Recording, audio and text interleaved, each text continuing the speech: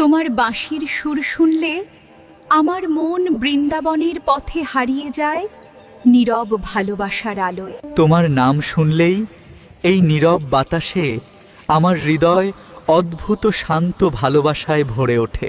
তোমার কাছে থাকলেই আমার মন অদ্ভুত শান্তিতে ভরে যায়, যেন সময় থেমে আছে।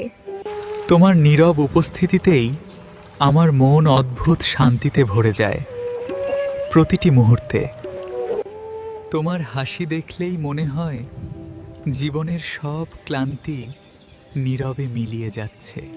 তোমার চোখে তাকালেই মনে হয় সব দুশ্চিন্তা নীরবে দূরে সরে যাচ্ছে।